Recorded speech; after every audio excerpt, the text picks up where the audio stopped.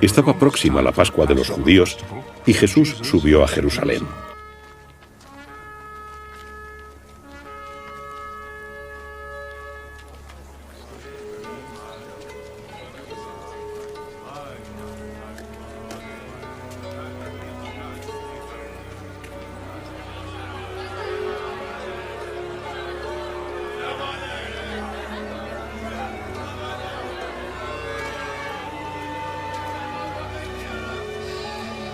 Se encontró en el templo con los vendedores de bueyes, ovejas y palomas, y con los cambistas sentados.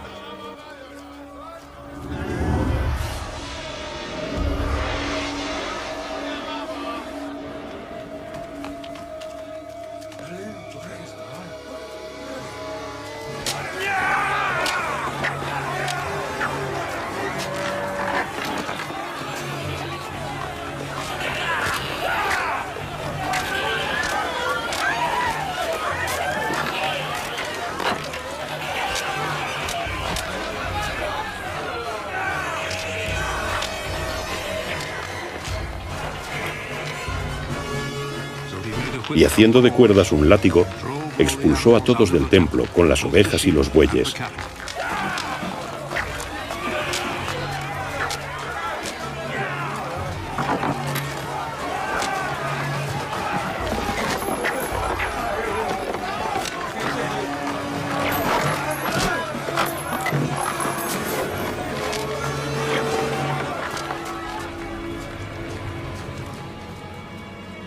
Tiró las monedas de los cambistas y volcó las mesas.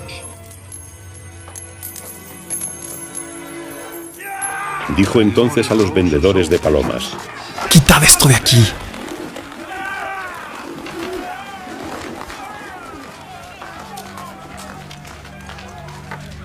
No convirtáis en un mercado la casa de mi Padre. Se acordaron sus discípulos que está escrito: el celo de tu casa me consume. Entonces los judíos respondieron y le dijeron: ¿qué señal nos das de que tienes autoridad para actuar así? Respondió Jesús y les dijo: destruid este templo y en 3 días lo levantaré. Los judíos le replicaron: 46 años se ha llevado la construcción del templo y tú lo vas a levantar en 3 días. Pero él hablaba del templo de su cuerpo.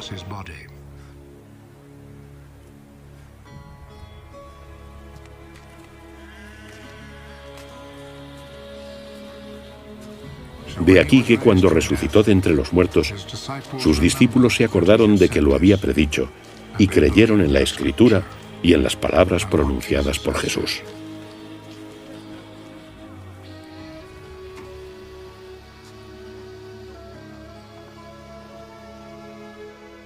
Mientras estuvo en Jerusalén durante la fiesta de la Pascua, muchos creyeron en su nombre al ver las señales que hacía. Pero Jesús no se fiaba de ellos porque los conocía a todos y no necesitaba que nadie le informara sobre hombre alguno, pues él mismo sabía lo que hay en cada hombre. Palabra del Señor. Mis queridos hermanos, Jesús da un nuevo sentido al viejo y suntuoso templo de Jerusalén. Los que adoran al Padre en espíritu y en verdad ya no necesitan templos suntuosos para hacerlo. El templo es importante, pero ha pasado a un segundo plano. Tiene un significado funcional, lugar de encuentro, de reunión, asamblea. El punto privilegiado del encuentro con Dios no es ya un lugar, por muy majestuoso y cuidado que sea. A Dios se le encuentra entre piedras vivas, entre hombres y mujeres que se reúnen alrededor de Jesús, muerto y resucitado. Por esto Jesús nos invita a cuidar nuestros templos materiales, pero sobre todo a ser nosotros mismos templos de Dios. El corazón del hombre es el lugar del verdadero encuentro con Dios. Y por esto nuestro corazón es templo de la presencia de Dios. Mis hermanos, construyamos entonces nuestra interioridad. Sigamos fortaleciendo y construyendo nuestros corazones. No hagamos de nuestro corazón un mercado. Revisemos nuestros compromisos en nuestro caminar hacia la Pascua. Recuerden, la primera semana, vencer la tentación, pero es la conversión y creer en el Evangelio, y lo concreto, vencer al tentador. La segunda semana, escuchar a Jesús para transfigurar nuestra vida. Y en este tercer domingo, ser templos nuevos, construir nuestra interioridad. Cuando Jesús protesta, podemos decir hasta violentamente, contra los abusos que se cometían en los atrios del templo, no lo hace solo contra tales abusos, sino que lo hace también proféticamente contra el culto mismo que se daba en el templo. Él se pone como alternativa del culto antiguo. Está ya agotada su función, que era la de orientar a todos hacia Cristo como definitivo punto de presencia y de encuentro con Dios. Con Jesús había llegado entonces el momento del culto en espíritu y en verdad,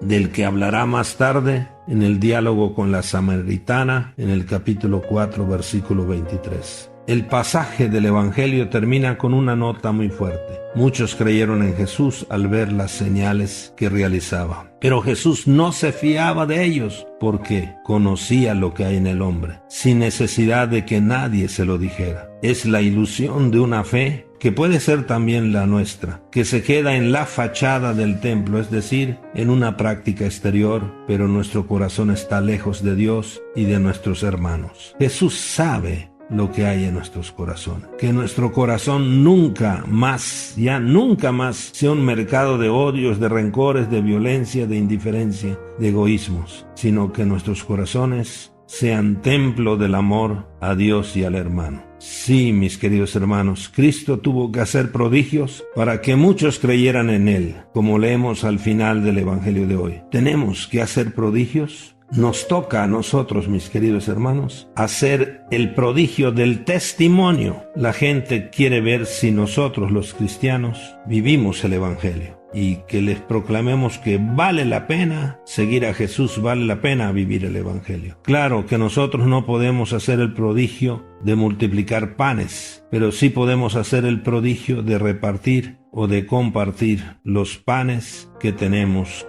con aquellos hermanos que no tienen pan. Por supuesto que nosotros no podemos sanar milagrosamente a los enfermos, resucitar muertos, pero sí podemos hacerle una visita al enfermo para consolarlos o ayudarlos, para que también apoyarlos, para que puedan comprar las medicinas que necesitan. Es obvio que nosotros no podamos decirle a los inválidos, levántate y anda, pero sí podemos ayudar para unas muletas o para una silla de ruedas. Es decir, nuestro amor, según el Evangelio, tiene que ser concreto. Igualmente, claro es que nosotros no podemos hacer que los muertos se levanten de sus tumbas, pero sí podemos ayudar a los vivos que se levanten de sus vicios o de su extrema pobreza o de sus desalientos, que son otras maneras de estar muertos en vida. Seamos entonces templos del amor de Dios. Que nuestra participación en las Eucaristías y nuestro amor fraterno nos ayuden a ser templos vivos de la presencia de Jesús en nuestras vidas. Cuidemos y respetemos nuestros templos materiales y que nuestro corazón sea un verdadero templo donde reina el amor de Dios. Mis queridos hermanos, para ser templos vivos, escuchemos a Jesús, que hoy nos invita a trabajar nuestra interioridad de ser casa del Padre. Jesús primero se nos presenta él mismo como el nuevo templo en el que la humanidad y Dios se han encontrado con plenitud y para siempre. Destruyen este templo y yo lo levantaré, lo reconstruiré en 3 días. Segundo, Jesús nos invita a hacer de nuestros templos materiales una verdadera casa del Padre y no un mercado, por eso el celo de tu casa me devora. Tercero, Jesús nos quiere como templos vivos del amor del Padre. Es nuestro corazón el lugar de encuentro íntimo con Dios que nos hace vivir como hermanos. Para ser templos vivos necesitamos romper con nuestros ídolos y abrazar la cruz de Cristo. Feliz domingo, feliz convivencia familiar. Bendiciones.